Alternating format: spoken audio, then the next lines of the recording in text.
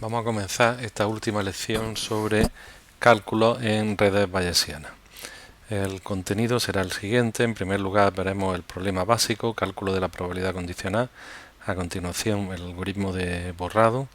Veremos cómo se organizan también estos algoritmos en árboles de grupos, en una estructura gráfica compleja. Y daremos una idea de otros problemas como la configuración de máxima probabilidad, la explicación más probable o la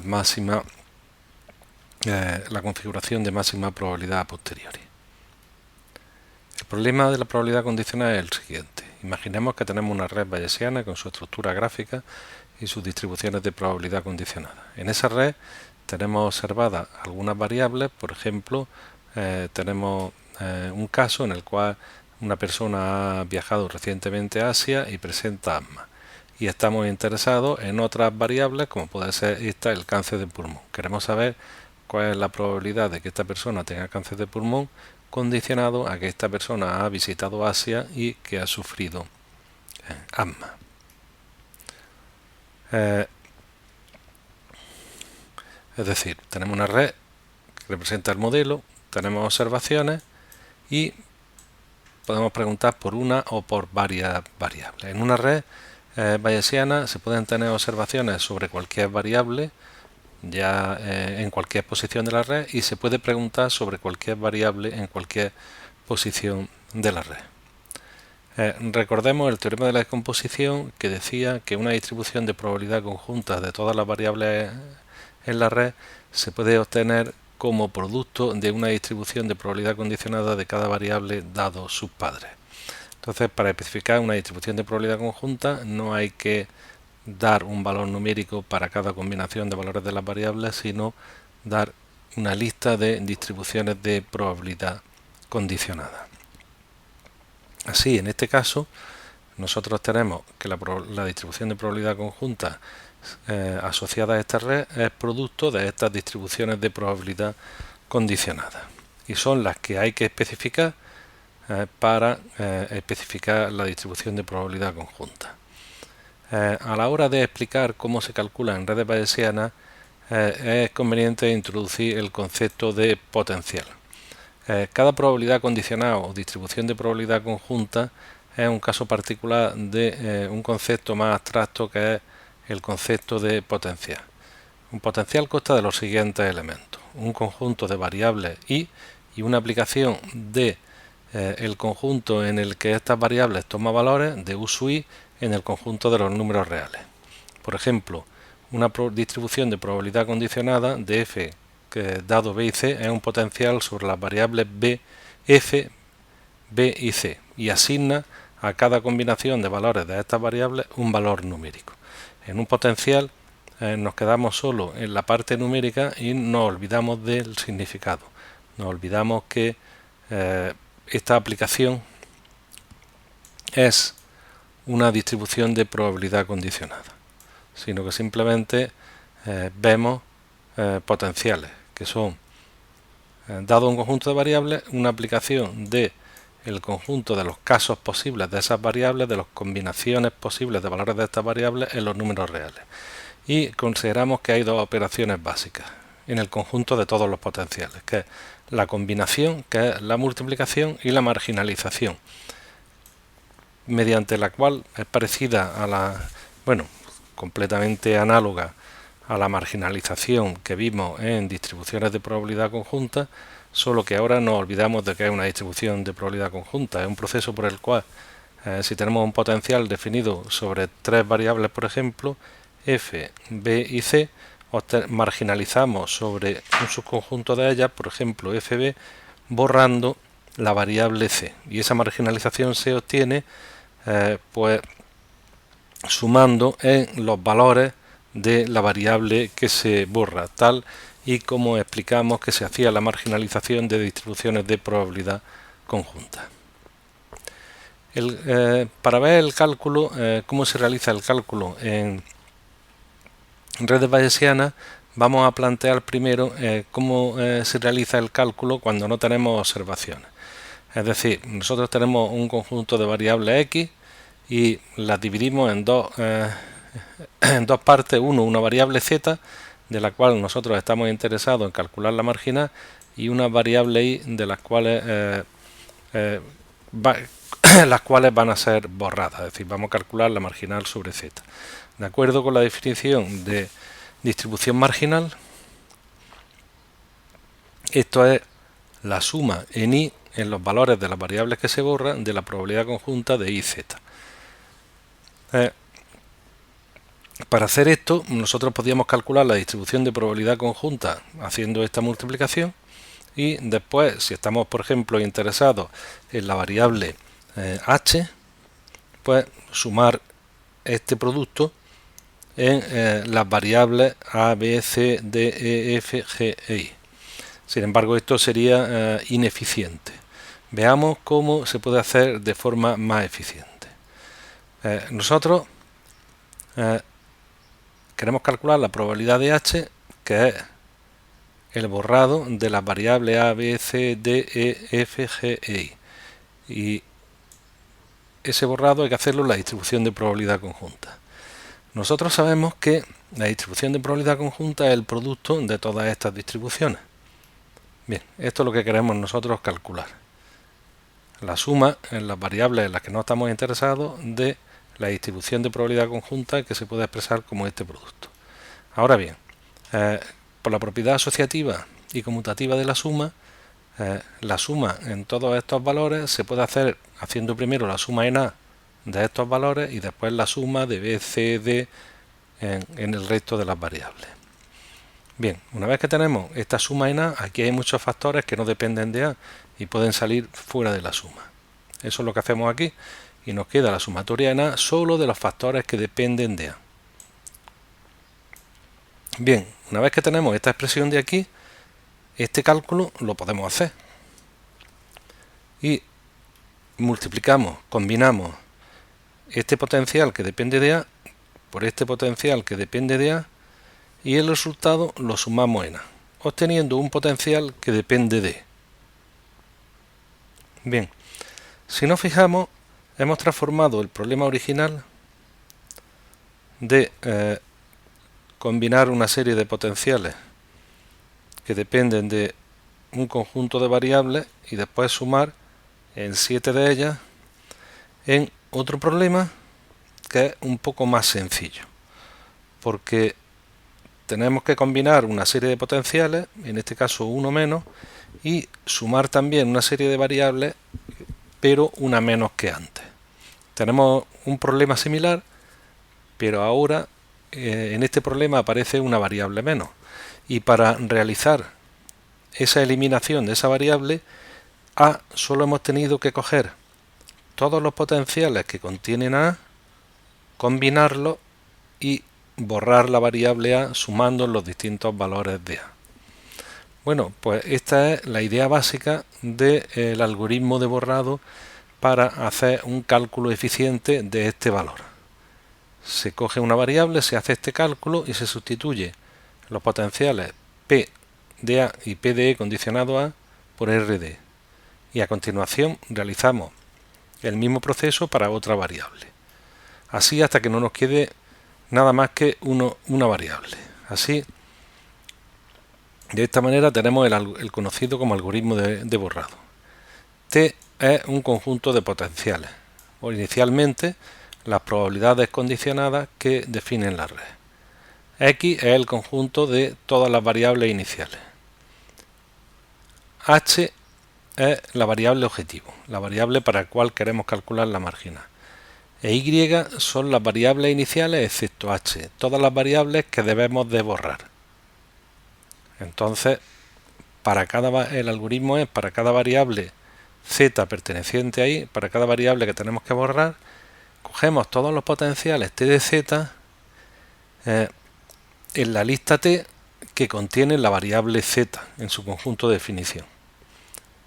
Cogemos todos estos potenciales y los combinamos dando lugar al potencial q. Y en q borramos la variable z obteniendo el potencial r. En t eliminamos de t todos los potenciales que contenían esa variable, la variable z, y añadimos el resultado R. Una vez que hemos borrado todas las variables en las que no estamos interesados, en T solo hay potenciales que dependen de H. Pues bien,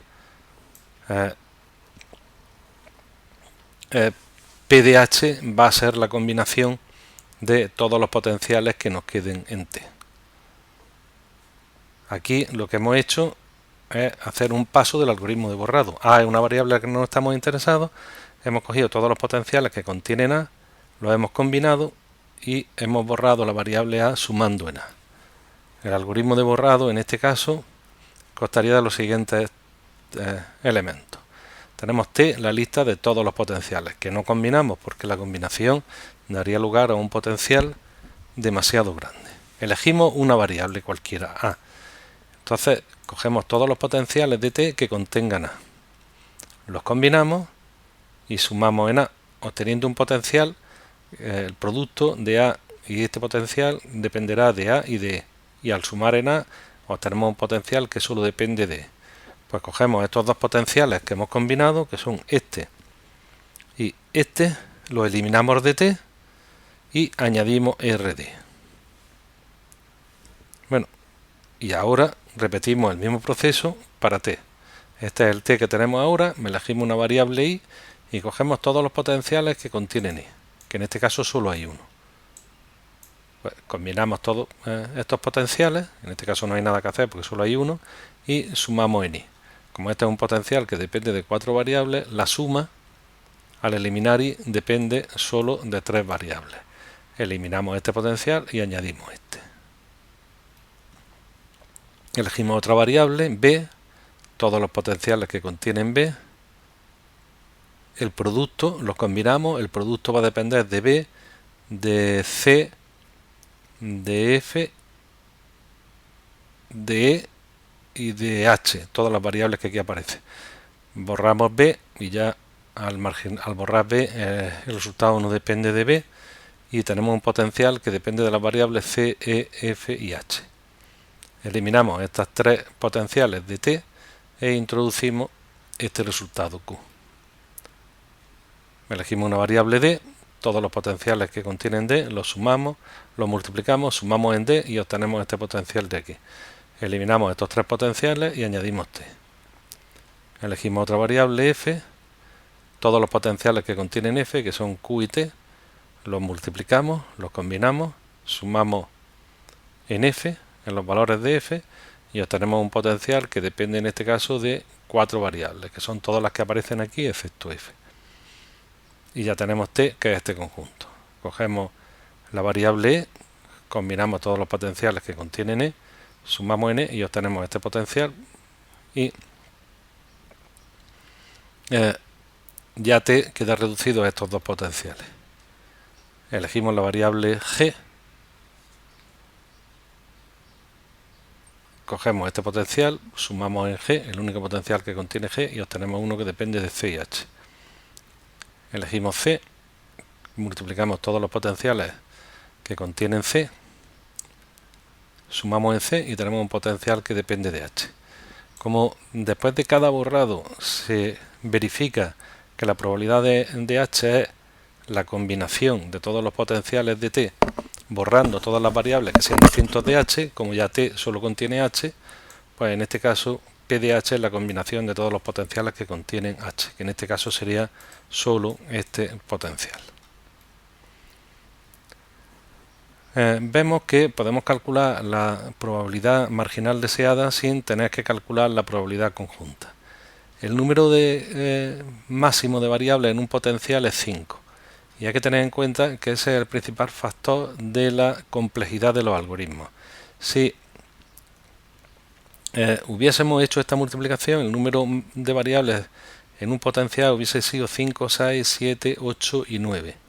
Y como la complejidad, el tamaño de los potenciales crece exponencialmente en función del número de variables, pues eso hubiera sido bastante costoso. Pero nosotros hemos realizado el mismo cálculo manejando como potenciales máximos potenciales de 5 variables.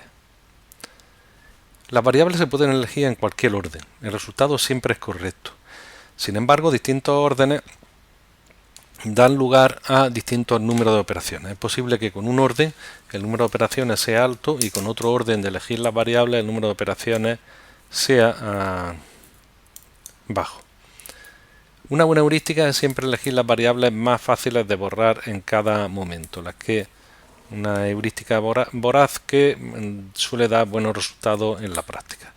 De todas maneras, el cálculo de la probabilidad condicionada es un problema NP difícil. Sin embargo, dependiendo de los grafos, si no tienen una estructura muy compleja, este algoritmo puede resolver de forma eficiente problemas con miles de variables. Hemos dicho que queríamos calcular probabilidades condicionadas de una variable condicionada a un conjunto de observaciones y ahora hemos visto cómo se calculan probabilidades sin condicionar. ¿Qué pasa cuando tenemos variables observadas? En este caso, en vez de calcular directamente P de C condicionado a U, los algoritmos tratan de calcular P de C y O, es decir, la probabilidad para una variable Z de que se den los distintos valores de esa variable y que se den las observaciones. Una vez que tenemos este cálculo, calcular la probabilidad condicionada es muy sencillo. Simplemente calculamos P de O, que es la suma de los valores que hemos calculado en los distintos valores Z' de la variable Z en la que estamos interesados, y dividimos cada valor P de C y O por P de O, y de esta manera se obtiene la probabilidad marginal. Esto es lo que se conoce como proceso de normalización. Y ahora, ¿qué hacemos para calcular P de C y O? Pues aplicar el mismo algoritmo de antes, pero transformando los potenciales iniciales. Hay muchas formas de transformarlos. Aquí voy a introducir una que quizás no es la más eficiente, pero es simple. Queremos calcular la marginal sobre C, pero solo para aquellos valores que coinciden con las observaciones. Pues el proceso consiste en, antes de aplicar el algoritmo de borrado, coger todos los potenciales y hacer cero los valores correspondientes a los valores no observados de las variables O. Por ejemplo, supongamos que P es este potencial y que hemos observado que I es igual a sí. Antes de aplicar el algoritmo tendremos que transformar el potencial haciendo cero todos los casos que corresponden a I igual a no. De esta manera, cuando aplicamos el algoritmo de borrado, solo sumamos los valores que son compatibles con la observación I igual a sí. Si, por ejemplo, hemos observado que I igual a sí y Z igual a hombre, pues se hacen cero aquellos valores que no son totalmente compatibles con estas observaciones. Este se hace cero porque Z es igual a mujer y hemos observado que Z es igual a hombre. Este se hace cero porque I igual a no y hemos observado que I igual a sí. Es decir, solo dejamos los valores que son compatibles con I igual a sí y Z igual a hombre. Estos dos valores son los únicos que no se hacen cero. Y para el último proceso, el proceso de normalización, es muy sencillo. A estos potenciales transformados le aplicamos el algoritmo de borrado, tal y como lo hicimos antes. Ahora, para una variable, lo que vamos a obtener es un potencial que asigna un valor a cada uno de los casos posibles de esta variable. Pues bien, si sumamos estos valores, que en este caso es 0,5, la suma. Esto de aquí es la probabilidad de las observaciones. Y este valor de aquí es probabilidad de Z3 y las observaciones. Pues si este valor lo dividimos entre 0,1, lo dividimos entre la probabilidad de las observaciones 0,5, obteniendo 0,2, obtenemos probabilidad de Z3 dado las observaciones. Ese es el proceso de normalización, coger los valores, sumarlos, en este caso obteniendo 0,5, y dividir cada uno de los valores por la suma. Y ya tenemos la probabilidad condicionada de interés.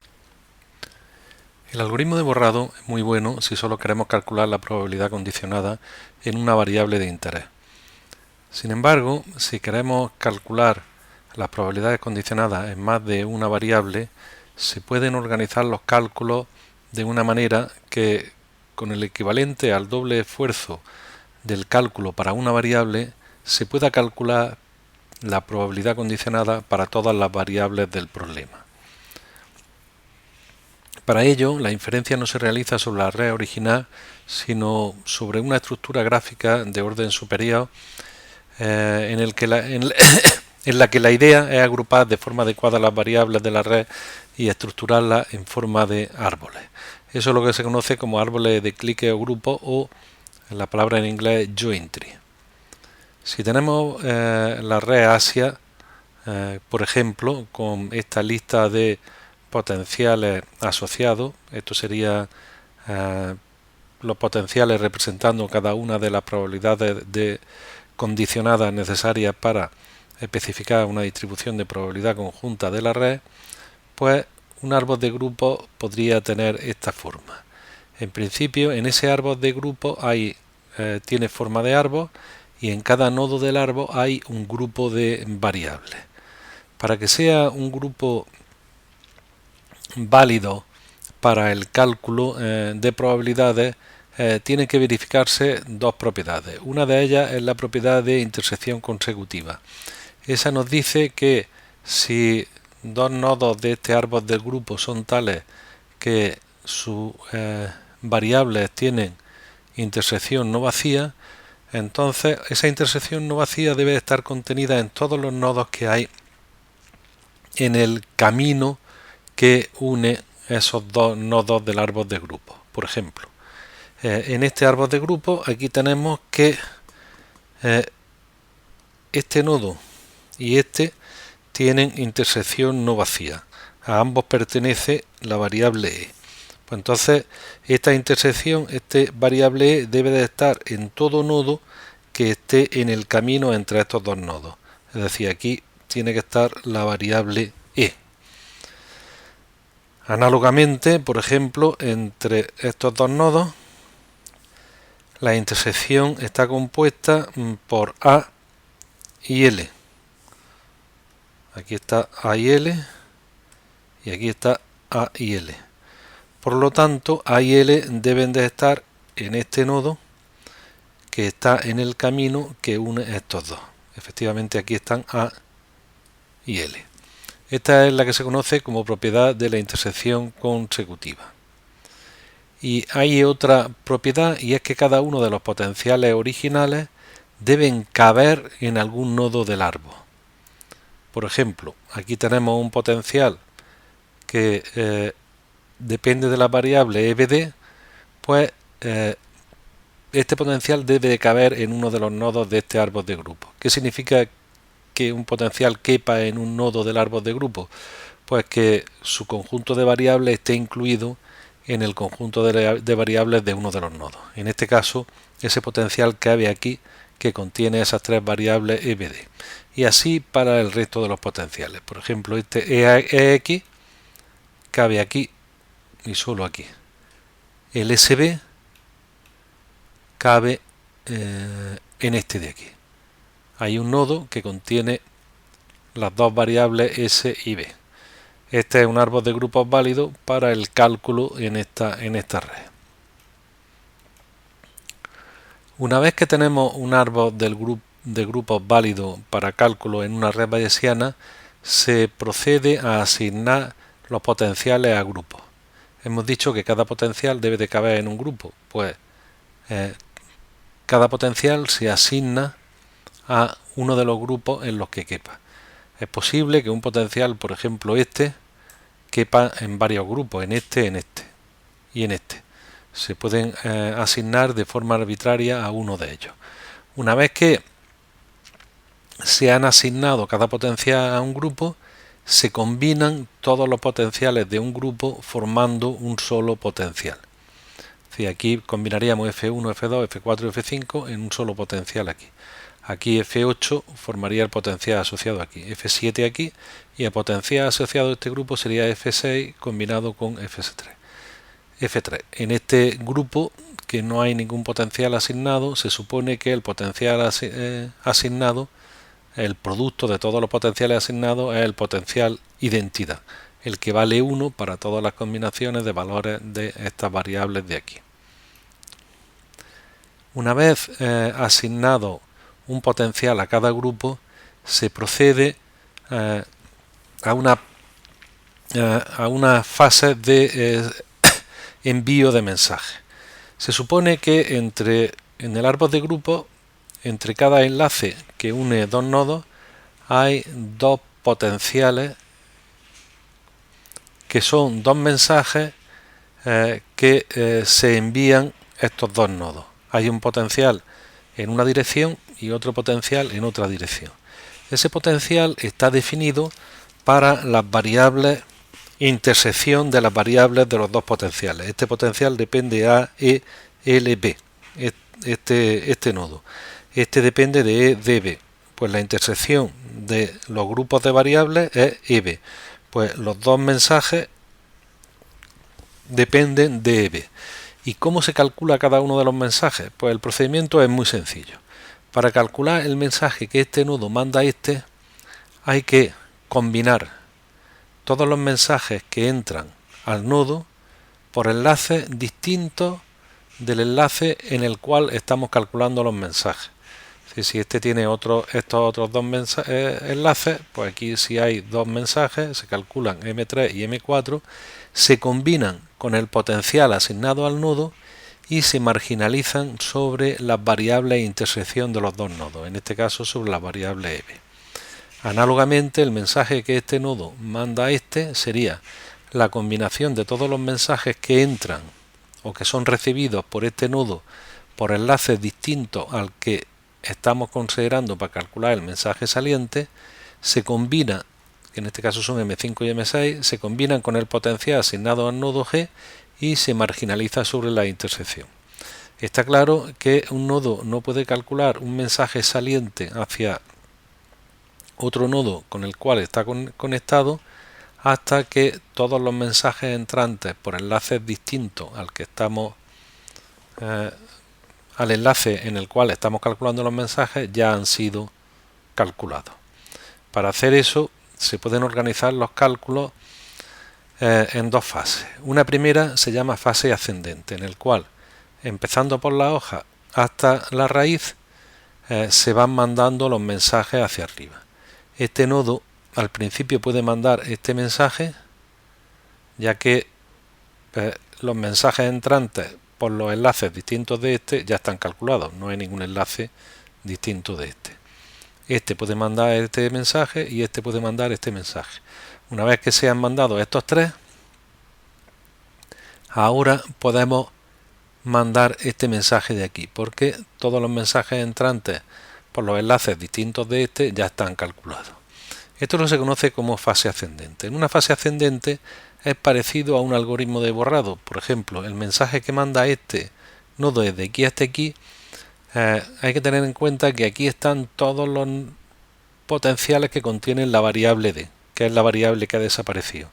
Cuando nosotros mandamos este mensaje, estamos combinando todos los potenciales que contienen la variable D y la estamos marginalizando sobre EB, es decir, estamos borrando D. Esto es equivalente al algoritmo de borrar o borrar D. Aquí, cuando se manda este mensaje, es equivalente a, en el algoritmo de borrado, borrar X. Cuando se manda este mensaje, es equivalente a, en el algoritmo de borrado, borrar T. Como vemos, el mandar mensajes son pasos del algoritmo de borrado. Aquí nos indica que el borrar E, D, borrar X o borrar T se pueden hacer en paralelo, da igual en el orden en el que se haga. Y una vez que se han borrado estos tres, se puede mandar este mensaje que equivale a borrar E. Salvo pequeños detalles, el hacer una fase ascendente equivale a los cálculos de un algoritmo de borrado. Pues bien, una vez que hemos hecho una fase ascendente, podemos realizar la fase descendente. Ahora este nodo puede mandar este mensaje. Y una vez que este mensaje se ha mandado, se puede mandar este mensaje. Para mandar este mensaje hacia abajo es suficiente tener calculado este mensaje que ya estaba calculado en la fase ascendente y estos dos mensajes. Ahora se hace una fase descendente desde la raíz, mandando mensajes hacia abajo hasta la hoja. Con esto ya hemos calculado, cuando ya hemos calculado la fase ascendente y descendente, calcular la probabilidad asociada a un nodo es muy sencillo. Solamente si queremos calcular la probabilidad del nodo B, de la variable B, hay que buscar un nodo del árbol de grupos en el cual pertenezca la variable B. Entonces se realiza un cálculo que consiste en la combinación, la multiplicación de todos los mensajes que entran a ese nodo. En este caso, si hay 3 enlaces, pues M1, M2 y M3, se combina con el potencial del nodo F y se marginaliza solo la variable de interés. Si no hay observaciones, este potencial contiene la probabilidad marginal. Si hay observaciones, este potencial será proporcional a la probabilidad condicional y puede obtenerse esta probabilidad condicional normalizando los valores del potencial de manera que todos los valores valga 1, dividiendo por la suma de los... cada valor del potencial se divide por la suma de los valores del potencial, con el proceso de normalización que vimos un poco antes en esta lección. Esta es la estructura básica del algoritmo conocido como la arquitectura de Schaffer y Shenoy. Hay otras variantes más eficientes como el sistema de propagación Huygens, la propagación perezosa, propagación en árboles de grupos binarios, pero el principio básico es el mismo, solo que realizan algunas mejoras en eficiencia sobre esta estructura básica.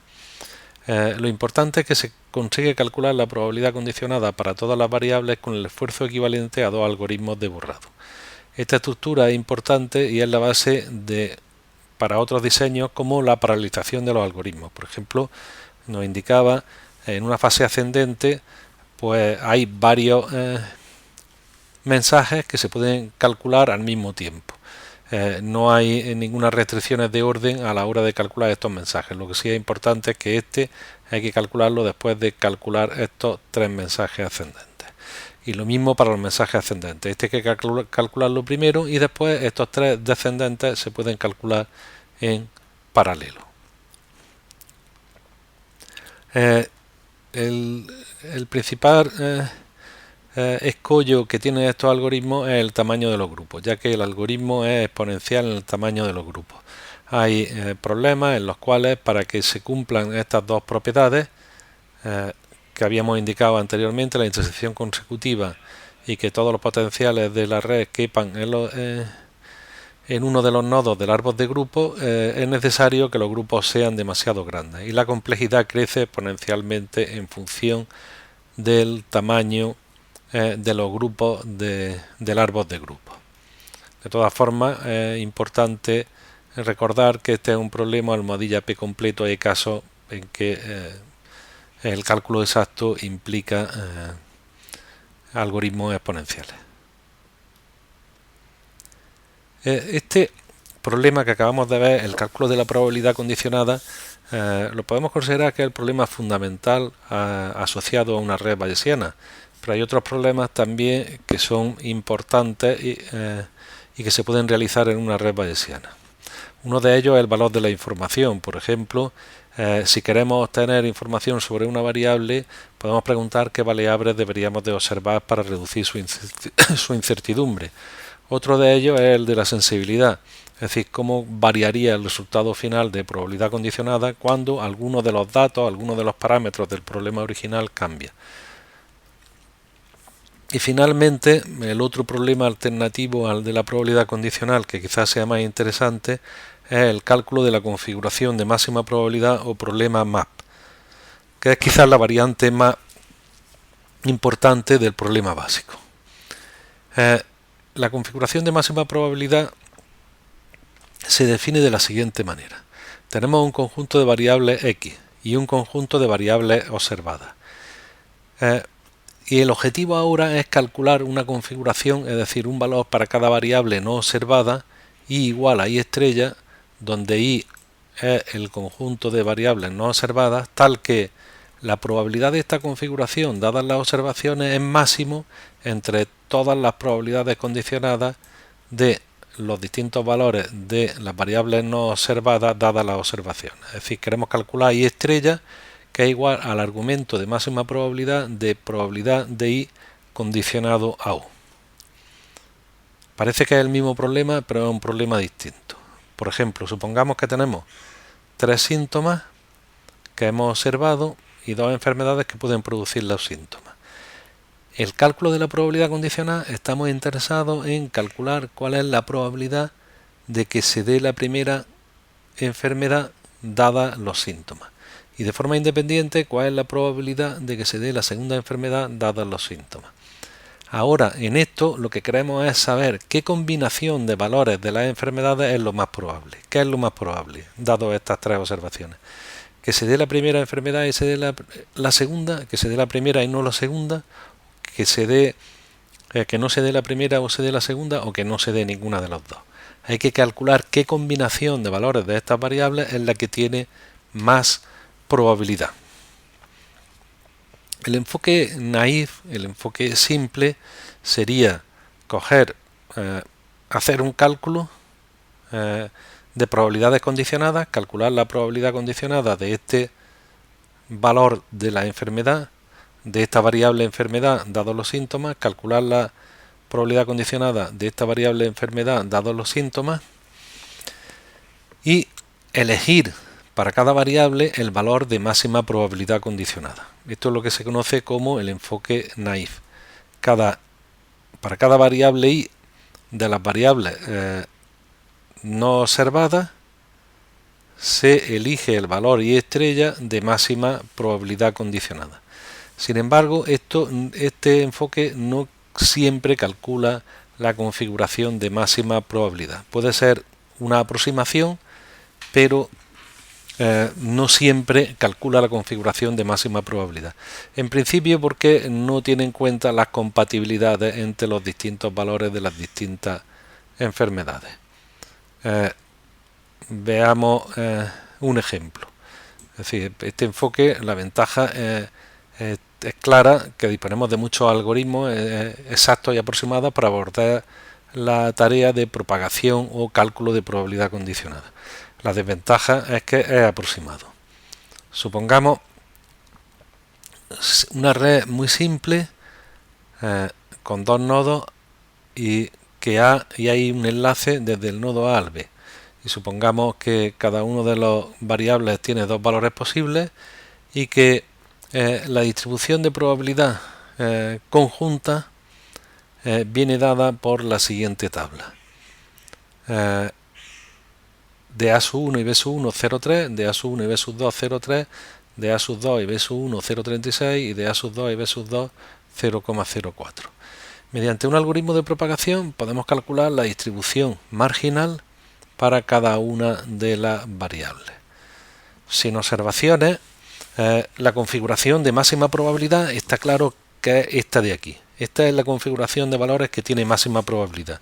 Es decir, que A sea igual a sub 2 y que B sea igual a B sub 1. Sin embargo, si nosotros calculamos las marginales, las distribuciones marginales son estas de aquí. La distribución marginal para A que tiene más probabilidad es 0,6, que se obtiene para el valor A sub 1.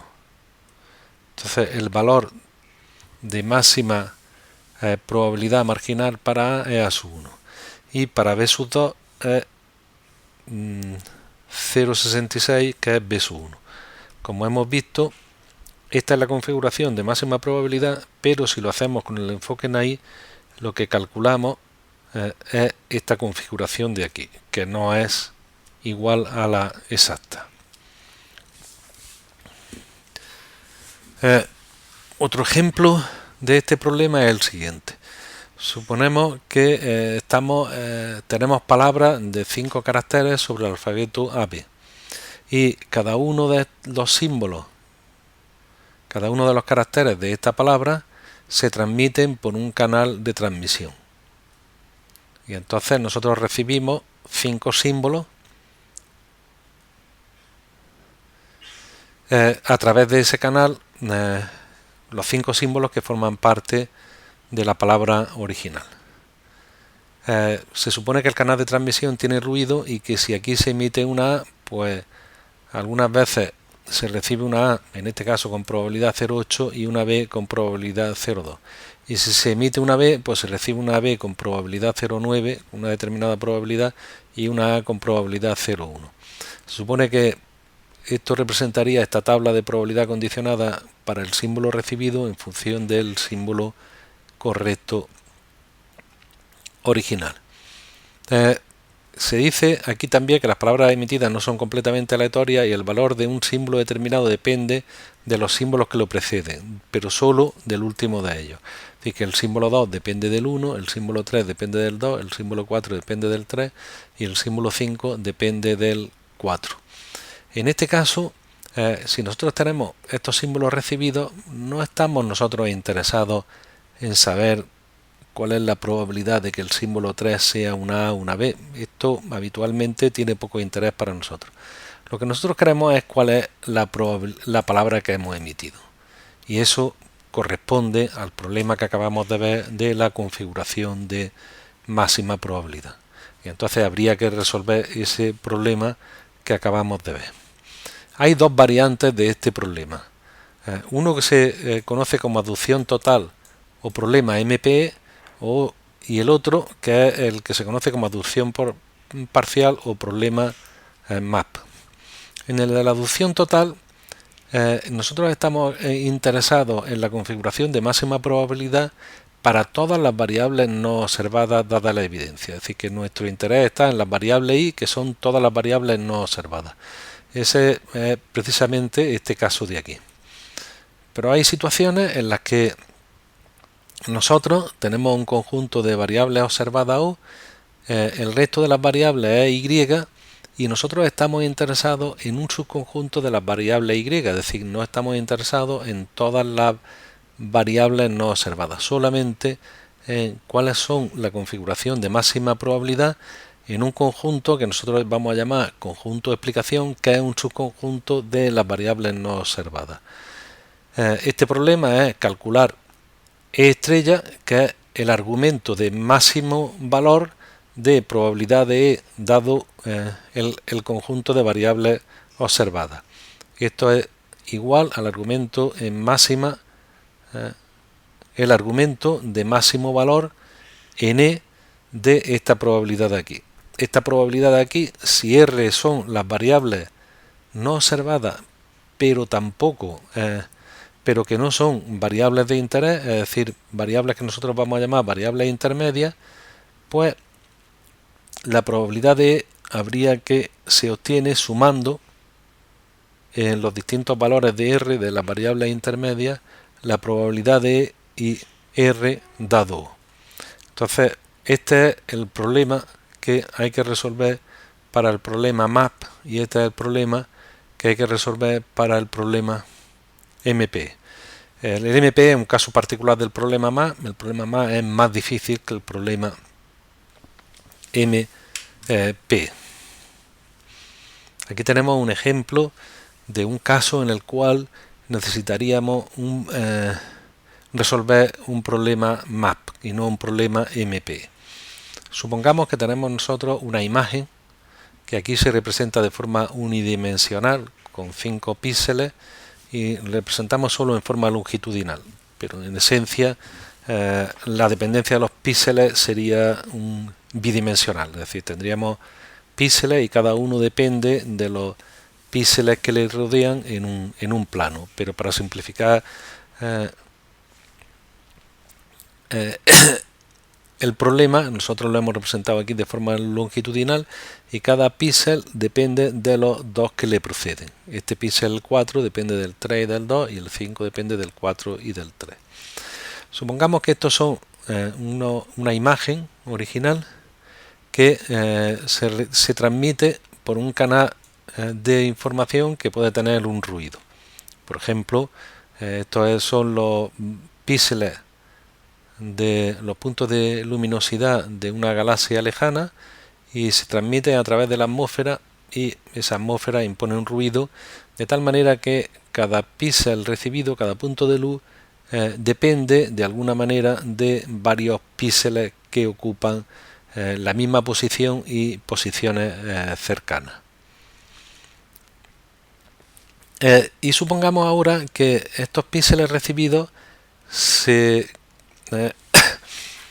detectan con un sistema de lentes, con un equipo de detección que también impone otro ruido, y lo que nosotros registramos finalmente depende de los píxeles que nos llegan. Esto de aquí son las variables observadas, las observaciones. Y esto de aquí, lo que se ha recibido a través de la atmósfera, por ejemplo, son las variables intermedias. Y nosotros lo que estamos interesados es en estas variables, es decir, cuál es la configuración de píxeles de la imagen original. Queremos saber cuál es la configuración de píxeles, cuál es la imagen que es más probable que se haya emitido cuando lo que se ha recibido es esto de aquí.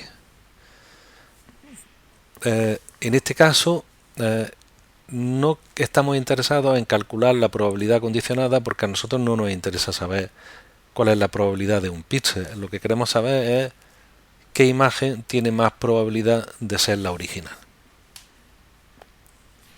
Este es un mecanismo básico, por ejemplo, para calcular o limpiar imágenes recibidas y obtener la imagen más probable que sea la original que haya dado lugar a estas observaciones. En este caso hay tres tipos de variables: las observadas, las de interés y otras variables en las que ni se han sido observadas ni nosotros estamos interesados en saber cuál es la configuración de máxima probabilidad. ¿Cómo se resuelve el problema de aducción total o máxima probabilidad? Pues resulta que los mismos algoritmos que se aplican para resolver o que se utilizan para resolver el problema de la probabilidad condicional, el algoritmo de borrado o la propagación en árboles de grupos, el paso de mensaje en árboles de grupos, se pueden usar para resolver el problema de aducción total. Solo hay que hacer un cambio: que la marginalización que se realizaba en los potenciales sumando en los distintos casos de la variable que se borraba, en este caso, en vez de sumar, se cambia la operación por el máximo. Es decir, que para hacer una marginalización donde realizábamos una suma, ahora calculamos un máximo. Pues bien, con esa modificación se puede resolver el problema de aducción total. La complejidad es la misma, porque la complejidad de la suma y el máximo es la misma, pero en realidad solo es necesario realizar una fase hacia arriba de propagación y luego recorrer de forma descendente el árbol para extraer la configuración de máxima probabilidad, algoritmo que fue propuesto por Dewey en 1992. Hay algunas variantes de este algoritmo, porque algunas veces, en vez de calcular solo cuál es la configuración de máxima probabilidad, cuál es la imagen más probable, pues nos interesan conocer las tres imágenes más probables o las dos imágenes más probables, en general las K imágenes más probables. Y hay algoritmo que se centra en la búsqueda de las K configuraciones más probables. La aducción parcial, o cuando solo estamos interesados en un subconjunto de las variables no observadas, que son las del conjunto de explicación, y hay otras variables intermedias en las que no estamos interesados pero no están observadas, es un problema un poco más difícil. Si volvemos hacia atrás, vemos que en el problema de la aducción total solo aparece la operación de máximo, pero en el problema de la aducción parcial o MAP aparece la operación de máximo para las variables en las que no estamos interesados y la operación de suma para las variables intermedias. Pues bien, los mismos algoritmos, el algoritmo de borrado, por ejemplo, se puede utilizar borrando las variables intermedias por suma, realizando la marginalización cuando se eliminan variables intermedias por suma, y realizando la marginalización cuando se eliminan variables del conjunto de explicación por máximo. Con eso se puede calcular la configuración de máxima probabilidad o problema más. Sin embargo, hay una restricción, y es que cuando solo eliminamos por suma, como ocurre en la probabilidad condicional, el orden de las variables no importa. Cuando solo eliminamos por máximo, el orden de las variables no importa. Pero cuando unas variables se eliminan por máximo y otras por suma, el orden en el que se realiza el borrado es importante, porque el máximo y la suma no conmutan, no es igual la suma en el argumento de máxima probabilidad de la suma en R que la suma en R del argumento de máxima probabilidad. Y por lo tanto hay que borrar primero las variables que estén más en el interior. Hay que borrar primero las variables de suma y borrar a continuación las variables del conjunto explicación. La suma y el máximo no conmutan.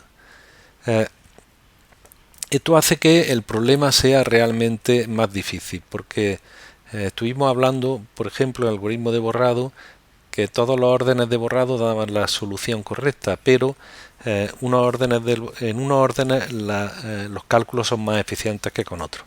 Como aquí estamos más restringidos a la hora de elegir los órdenes, pues es posible que cálculos que se pueden realizar si solo borramos por suma, es decir, estamos calculando probabilidades condicionadas, o solo borramos por máximo, es decir, estamos calculando la explicación más probable, cálculos que se pueden realizar de forma eficiente usando un orden determinado. A lo mejor ese orden no se puede usar para el más, y en el más los cálculos son ineficientes. De hecho, se sabe que el más es un problema que no tiene algoritmos polinomiales. Finalmente terminaré enumerando algunos programas que hay para trabajar con redes bayesianas y calcular con redes bayesianas. Mencionaré, por ejemplo, Elvira, que es un programa realizado entre distintas universidades españolas, que está en Java y que se puede descargar los programas fuentes.